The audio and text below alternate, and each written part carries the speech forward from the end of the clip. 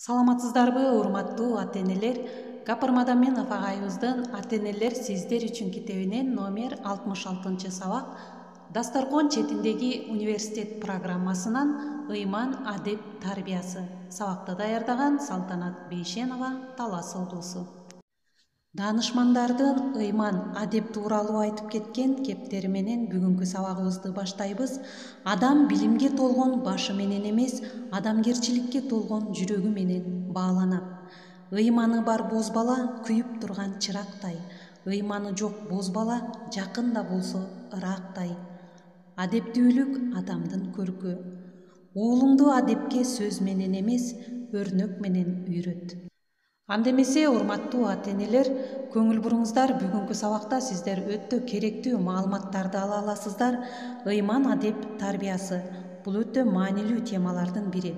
Эң алгач балдарды Кудайга ишенүүгө, ыйман, ислам дини жөнүндө тарбиялоого өзгөчө маани берип, асти адам жарыбас, сыйын ары болбосо дегендей, Кудайга сыйынбаса, ыйман ынсаптуу болбосо, бактылуу болуш кыйын экендигин айтып түшүндүрүүбүз зарыл.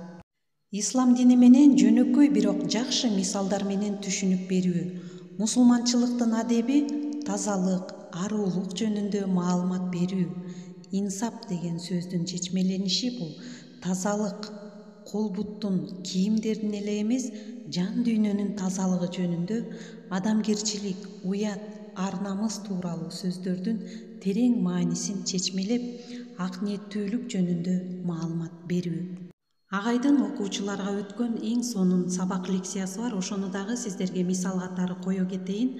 Миң уккандан бир көргөн дегендей, окуучуларга өткөн өтө таасирдүү сөздөрү бар. Колуңарды жууганда жан дүйнөңөрдү дагы жууп тургула деген сыяктуу эң сонун лекциясы менен таанышып алыңыздар. Ана ошол жакшы окушууларга зыян болот. Жан дүйнөнүн кирини тез-тез. Бул эртеңиңерге керек. Биринчи тез-тез азгырык. Экинчи мактануу. Үчүнчү кыйынсынуу. Төртүнчү өзүнө ашыкча баа берүү. Алтынчы өчөшүү. Жетинчи ичтарлык, бакылдык. Сегизинчи ашыкча кыжаалат болуш.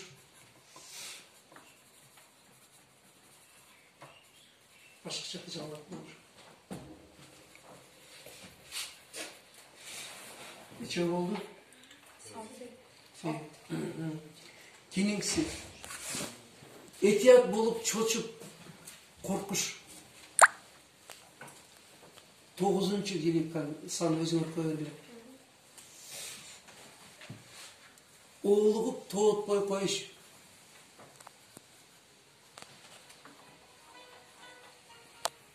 Ичи тарлык, бакылдыкты айттыкпы? Бирөөгө жамандыкты каалоо, өзүнү көрсөтүүгө аракет кылыш. Кыйын болушка, биринчи болушка аракет умтулуп, мыналардын бардыгы жан дүйнөнү эме кылат экен, кирлетет экен. Айныкса ичи тарлык, бакылдык, анан азгырык. Азгырык деген бир сөздүн ичинде 1000 тонна жатат. Азгырык оюнга, акага, күлкүгө, отурушка, турушка, бекерчиликке, эшикке кирип чыга беришке, гүгүү, өзүнү көрсөтүшкө, шунун бардыгы азгырык дейт да. Энди кулак салгыла. Эртеңги иштешиңерге мына ушул агар бүгүн колду жуугула дедим го бар, өзүңөрдү анан жан дүйнөнү да жуугула. Анан кийин мына мээни жуугула. Мээдеги ашыкча нерсе бул ашыкча информация. Мына интернеттеги ашыкча нерсе. Эме деп жазыптыр СМСте, эме деп жатат экен мени.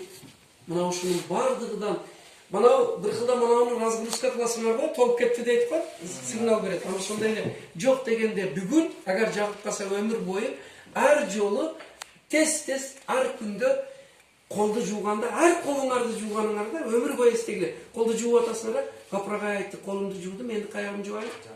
Жан дүйнөмдү жууайын. Куда мени азгырыктан сакта, мактануудан сакта, кыйынсынуудан сакта, бөлүнүүдөн сакта. Мана дилимди ач Кудай. деп туруп айткыла бирдениге башкача болот. А манер тазаланып ачылгандан кийин жолдор ачылып кете берет. Баары манер. Сүйлөштүкпү? Бул акыркы сабак силерге.